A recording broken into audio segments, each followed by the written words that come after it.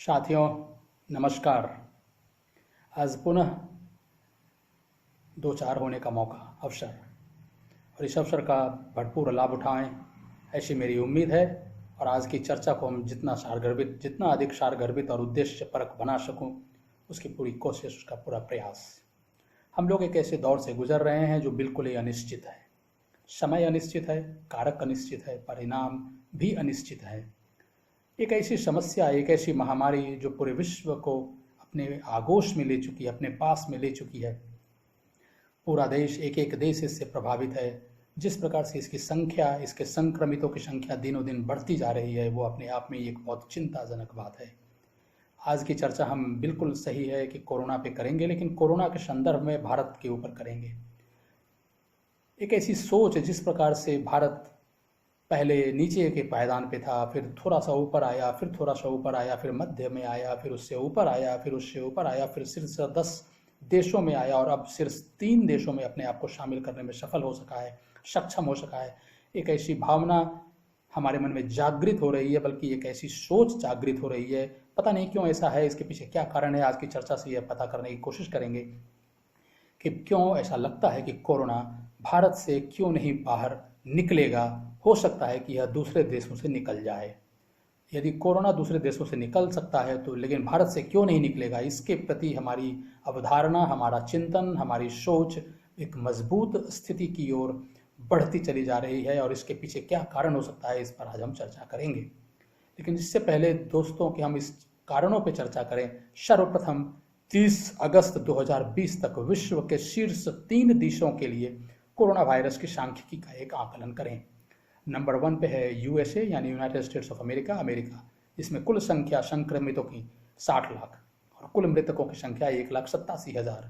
उसके बाद दूसरे नंबर पर है ब्राज़ील में कुल संक्रमितों की संख्या 38 लाख है और कुल मृतकों की संख्या 1,21,000। उसके बाद तीसरे नंबर पर है भारत, जिसमें संक्रमितों की संख्या लगभग 36 लाख है और मृतकों की संख्या लगभग 64,000 है। 64,000 से ऊपर ही है यह संख्या आज के हिसाब से, आज की तिथि के हिसाब से आपको साथ में 2-4 कर रहा हूँ, शेयर कर रहा हूँ। कोरोना के आंकड़े विशेष रूप से भारत के लिए चिंताजनक हैं, क्योंकि यह विश्व में नंबर 1 स्थान की ओर अग्रसर हो रहा है, धीरे धीरे बढ़ रहा है। जैसा मैंने पहले भी कहा कि पहले यह नीचे के पायदान पे था, फिर थोड़ा ऊपर आया, फिर मध्य के संख्या में आया, और उसके बाद शीर्ष 10 देशों की संख्या में आने के बाद आज शीर्ष 3 देशों की संख्या में। जल्द ही यह कुल मामलों या कुल संक्रमितों की संख्या के हिसाब से ये ब्राज़ील को पीछे कर देगा, क्योंकि बहुत ज़्यादा अंतर नहीं है, 2 लाख का मात्र अंतर है। और जिस प्रकार से हमारे यहाँ प्रतिदिन संक्रमितों की संख्या में बढ़ोतरी हो रही है, ये हो सकता है कि अगले 2-3 दिनों के अंदर ब्राज़ील को पीछे कर दे। मध्य सितंबर 2020 तक, यानी सितंबर 2020 के मध्य तक भारत अमेरिका से आगे निकल सकता है, जहाँ तक कुल संक्रमितों की संख्या का सवाल है। और फिर भारत सिरमौर बन जाएगा, नंबर 1 बन जाएगा। भारत कोरोना जैसे मामले में दुनिया में नंबर 1 होने पर शायद गौरवान्वित अनुभव कर सकता है, किसी प्रकार की एक उपलब्धि का अनुभव कर सकता है। ये उपलब्धि होगी या एक गौरवान्वित करने वाली उपलब्धि होगी, यह उस समय पता चलेगा जब भारत सचमुच में नंबर 1 स्थान पर पहुंचेगा। अब कोरोना के अन्य देशों, लेकिन निश्चित रूप से भारत से बाहर नहीं निकलने की मेरी सोच के पीछे क्या कारण है? ऐसा क्या कारण है, ऐसा क्यों है? कौन से ऐसे तथ्य हैं या कौन से ऐसे कारण हैं जो इस सोच को बल प्रदान करते हैं, ताकत प्रदान करते हैं कि कोरोना भारत से बाहर नहीं निकलेगा, लेकिन यदि शायद इसके लिए संभव हो कि वह दूसरे देशों से बाहर भी निकल जाए, तो इसके वैध कारण है। आइए हम एक के बाद एक इस पर चर्चा करते हैं। नंबर 1 में अमेरिका के राष्ट्रपति, ब्राज़ील के राष्ट्रपति और भारतीय प्रधानमंत्री सभी प्रगाढ़ मित्र हैं। प्रगाढ़ मित्र प्रतिष्ठित आईवी लीग में रहना पसंद करते हैं। एक कहावत है कि एक समान पंख के पक्षी एक साथ एक झुंड में रहना चाहते हैं, रहते हैं। भारतीय प्रधानमंत्री अपने दोस्तों को खुश और सहज बनाने के लिए इस दौर में भारत को पीछे छोड़ना पसंद नहीं करेंगे। कदम ताल मिलाकर उनके साथ चलते रहेंगे ताकि भारत शीर्ष 3 देशों में मौजूद रहे। बल्कि यह भी हो सकता है कि भारतीय प्रधानमंत्री नंबर 1 स्थान पर पहुंचने की पूरी कोशिश करें, ताकि उनके अन्य 2 मित्रों को भी यह प्रोत्साहन मिल सके, प्रेरणा मिल सके कि वो भी नंबर 1 पर रह सके। दूसरा कारण, भारतीय प्रधानमंत्री नरेंद्र मोदी हमेशा कहते हैं कि भगवान ने उन्हें विशेष बनाया है और उन्हें अपने ब्रेन सॉफ्टवेयर में एक विशेष चिप दी है, एक ऐसी चिप दी है जिसके कारण वह किसी भी मुद्दे पर, किसी भी विषय में, किसी भी मामले पर केवल बड़ा ही सोच सकते हैं, बल्कि विशाल और बड़ा ही सोच सकते हैं। वो छोटा कभी नहीं सोच सकते। वो जब भी सोचेंगे बड़ा ही सोचेंगे, विशाल ही सोचेंगे। तो इस सोच के अनुरूप भी वह तब तक नहीं रुकेंगे जब तक कि भारत कोरोना के मामले में, संक्रमितों की संख्या के मामले में नंबर 1 स्थान प्राप्त नहीं कर लेता। सर्वप्रथम नंबर 1 स्थान हासिल करने के लिए, मतलब एक बार नंबर 1 स्थान आप प्राप्त कर लेते हैं तो, और उसके बाद फिर उसे जारी रखना, उस पर मेंटेन करना, नंबर 1 पोजीशन को मेंटेन करना प्रधानमंत्री और देश के लिए शायद गर्व की उपलब्धि होगी।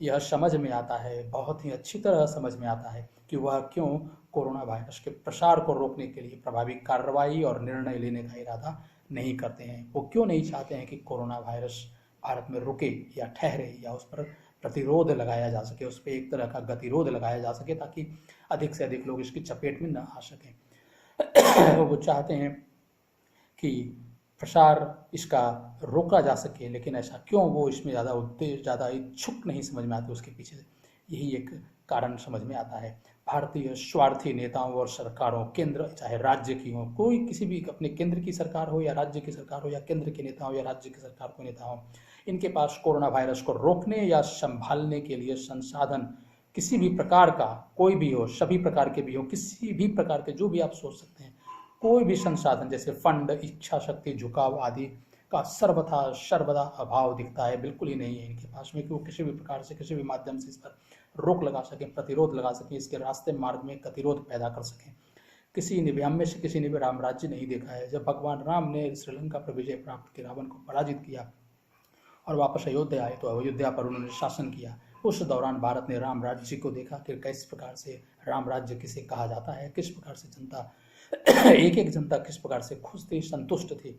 हम में से किसी ने भी राम राज्य नहीं देखा है। लेकिन जिस तरह से मेजोरिटी यानी बहुमत खुश दिखाई देती है, संतुष्ट दिखाई देती है आज के समय में, वर्तमान समय ऐसा प्रतीत होता है कि वह राम राज्य की तुलना में काफ़ी बेहतर है। मतलब हम में से प्रत्येक लोग शायद फालतू में राम राज्य की कल्पना करते हैं, क्योंकि राम राज्य से बेहतर समय तो हम ऑलरेडी अनुभव कर रहे हैं, एक्सपीरियंस कर रहे हैं। वर्तमान महान भारतीय नेतृत्व सबसे महान है, ऐसा यह सोचती है। आज का नेतृत्व ऐसा सोचता है कि वह भारतीय इतिहास में सबसे महान है, सर्वश्रेष्ठ है। न भूतो न भविष्यति, इस प्रकार का नेतृत्व न कभी भूत में हुआ है, न भूतकाल में हुआ है, न भविष्य काल में कभी दिखाई देगा।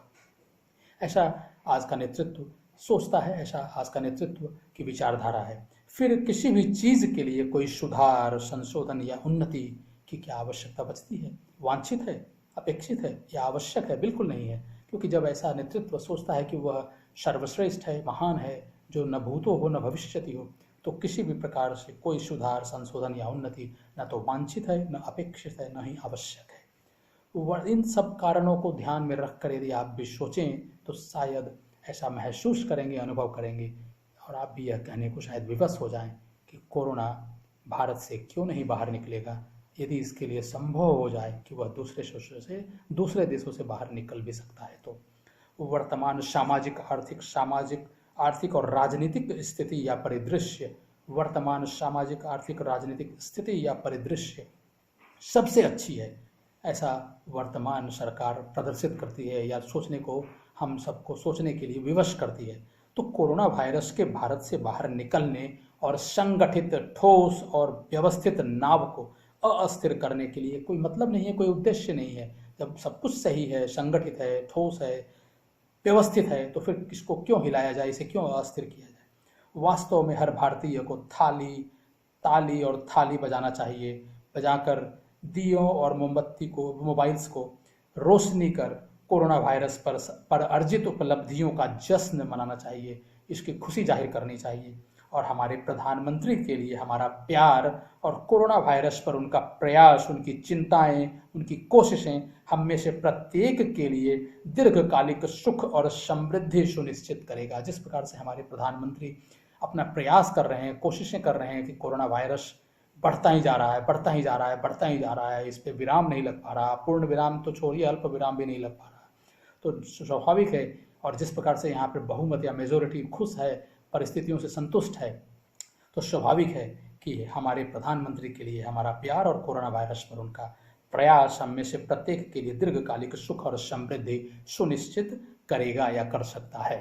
साथियों, यह चर्चा आज की कोरोना वायरस के प्रति। एक और चर्चा जिसको मैं यहाँ पे अवश्य करना चाहूँगा, इससे पहले कि आज की इस चर्चा को, इस विश्लेषण को हम बंद करें, समाप्त करें, विराम लगाएं। आपको मालूम है कि पिछले 2-3 हफ्तों से, सप्ताह से एक बहुत ही ज्वलंत मुद्दा भारतीय समाज में हर मौके पर, सोशल मीडिया में, न्यूज़ में, प्रिंट में, इलेक्ट्रॉनिक में, हर जगह, हर मीडिया में छाया हुआ है, और वो है IIT ज्वाइंट एंट्रेंस एग्जामिनेशन और नीट का एग्जामिनेशन, मेडिकल और इंजीनियरिंग के एग्जाम्स। ये 1 सितंबर से 14 सितंबर के मध्य होने हैं। और जिस प्रकार से छात्र, स्टूडेंट्स चाहते हैं कि इस एग्ज़ाम को पोस्टपोन कर दिया जाए, लेकिन जिस प्रकार से सरकार, गवर्नमेंट, केंद्रीय सरकार इस एग्ज़ाम्स को किसी भी परिस्थिति में ये इनके प्रकार करवाने और करने के लिए जिद में है, यह अपने आप में एक विचित्र स्थिति पैदा करता है। अगर आप पिछले कई दशकों पर इतिहास डालें तो जुलाई, अगस्त और सितंबर का महीना हमेशा से वर्षा ऋतु का मौसम होता है, बारिश का मौसम होता है। इस प्रकार से बारिश होती है कि देश के कई हिस्सों में बाढ़ आती है। बाढ़ के परिणाम स्वरूप देश के कई हिस्से देश के बाकी हिस्सों से कट जाते हैं, और कभी भी किसी भी प्रकार की परीक्षाएं, चाहे वो राष्ट्रीय स्तर की हों या राज्य स्तर की हों, कभी भी बारिश के मौसम में कभी भी आयोजित नहीं की गई है, स्वतंत्रता प्राप्ति के बाद से लेकर आज तक। लेकिन इन सब तथ्यों को, परिस्थितियों को जानने के बावजूद भी केंद्र सरकार ऐसी परीक्षा कराने के लिए विवश है जो अपने आप में महत्वपूर्ण है, स्टूडेंट्स के लिए, छात्रों के लिए भी, और देश के लिए भी, राष्ट्र के लिए भी। इन मेडिकल और इंजीनियरिंग की में नामांकन का जो ये एग्ज़ाम है, एंट्रेंस एग्ज़ाम है, इन सब के ऊपर एक ऐसी महामारी जिसका नाम शताब्दियों से, सदियों से नहीं सुना गया, कोरोना वायरस, और जिसकी संख्या, जिस प्रकार से संक्रमितों की संख्या में दिन दूनी रात चौगुनी वृद्धि हो रही है, यह अपने आप में एक नई समस्या, बल्कि एक बहुत ही चिंतनीय, बहुत ही तनावपूर्ण एक परिस्थिति को अपने सबके सामने उद्धृत करती है। अब आप सोचिए, कुल परीक्षार्थियों की संख्या 25 लाख। एक आकलन के लिए आपको मैं एक संख्या की पर चर्चा कर रहा हूँ। कुल परीक्षार्थियों की संख्या है 25 लाख, यदि मेडिकल और इंजीनियरिंग दोनों को जोड़ दिया जाए। इन सब के पेरेंट्स को, अभिभावकों को यदि आप जोड़ दें तो एक छात्र पे अगर 2 अभिभावक हैं, माता और पिता हैं, तो 50 लाख, तो 25 और 50 75 लाख। और इन छात्रों के परिवार में यदि एक सिबलिंग, एक भाई बहन और अगर हम जोड़ दें, बहुत अगर न जोड़ें, सिर्फ एक भी जोड़ दें, तो 25 लाख और, यानी 25 लाख परीक्षार्थी, 25 लाख इनके भाई बहन, 50 लाख इनके माता पिता, कुल 1 करोड़। और यदि हम इनके दादा दादी, नाना नानी और अन्य चाचा चाची, मामा मामी वगैरह को भी अगर हम जोड़ दें तो हो सकता है 1.5 करोड़ या 2 करोड़ की संख्या पार हो जाए। 2 करोड़ लोग जिस प्रकार से पिछले 2 हफ्तों से, 3 सप्ताहों से चिंतित हैं, तनावग्रस्त हैं, एक ऐसे स्ट्रेस में गुजर रहे हैं, नारकीय अवस्था से गुजर रहे हैं, वो एक ऐसी चिंता में है कि एग्ज़ाम हो तो किस प्रकार से हो, सुरक्षा की क्या व्यवस्थाएं होंगी, संक्रमण न फैल सके, न बढ़ सके, इसकी क्या व्यवस्था होगी, परीक्षा तनाव मुक्त होकर दिया जा सके, इसकी चिंता। इन सभी चिंताओं को यदि ध्यान में रखा जाए तो फिर भी परिस्थितियां, चूँकि इस प्रकार के एग्ज़ाम का अनुभव तो है, लेकिन इस प्रकार की परिस्थिति में इस प्रकार की परीक्षा का अनुभव किसी राज्य की सरकार के पास नहीं। और पिछले कुछ परीक्षाओं के दौरान यह देखा गया कि किस प्रकार की व्यवस्थाएं राज्यों में रही हैं। तो इन सब को अगर हम नज़र में अपने लाएं, और जिस प्रकार से एक और UGC की, यूनिवर्सिटीज़ और कॉलेजेस के एग्ज़ाम्स भी 30 सितंबर तक कराने के लिए ज़बरदस्ती प्रोग्राम बनाया जा रहा है और लोगों को परीक्षा देने के लिए छात्रों को मजबूर किया जा रहा है, इन सब को ध्यान में रखा जाए तो यह बिल्कुल ही समझ में नहीं आता कि केंद्र सरकार आखिर क्यों कर इस प्रकार की जिद से ग्रस्त है कि मेडिकल और इंजीनियरिंग के नामांकन के लिए प्रवेश परीक्षा को कराना ही उसका एकमात्र ध्येय लगता है, उद्देश्य लगता है। अनलॉक 1 जब से शुरू हुआ, जून, जुलाई और अगस्त, इस 3 महीनों में, यानी 90 दिनों के दौरान यदि केंद्र सरकार चाहती तो केवल रविवार को ही टुकड़ों में करके इस परीक्षा को, प्रवेश परीक्षा को अंजाम दिया जा सकता था, जिस समय संख्या भी कम थी, संक्रमितों की संख्या भी कम थी, मृतकों की संख्या भी कम थी। लेकिन केंद्र सरकार ने ऐसी कोई व्यवस्था नहीं की, ऐसी कोई प्लानिंग नहीं की, और बिना किसी योजना के, बिना किसी प्लानिंग के, बिना किसी व्यवस्था के, अरेंजमेंट के, मैनेजमेंट के, प्रॉपर मैनेजमेंट के, इस एग्ज़ाम्स को अब कंडक्ट कराने के लिए केंद्र सरकार आमादा है। यह एक बहुत ही चिंतनीय स्थिति है। एक बहुत ही, एक प्रकार से कहा जाए तो भावनाओं को, छात्रों के, उनके परिवारों को और उनके आश्रितों को या उनके अभिभावकों को की भावनाओं को, सामाजिक और परिस्थितियों को दरकिनार करते हुए केंद्र सरकार द्वारा यह निर्णय अपने आप में एक अचंभाकारी है, अचंभित करने वाला है। साथियों, आज की चर्चा को पूर्ण विराम दूं।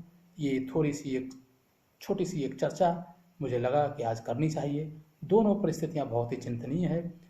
इसी चर्चा को विराम देता हूं और आपको सोचने के लिए आपके ऊपर छोड़ता हूं कि क्या आप मेरी बात से सहमत हैं, या क्या आप इस विचार से सहमत हैं कि कोरोना भारत से क्यों नहीं बाहर निकलेगा, यदि इसके लिए संभव हो कि वह दूसरे देशों से निकल भी जाए तो। साथियों, नमस्कार अगेन, धन्यवाद आप सभी लोगों को, और आपका भविष्य उज्जवल हो। बहुत सारी शुभकामनाओं के साथ।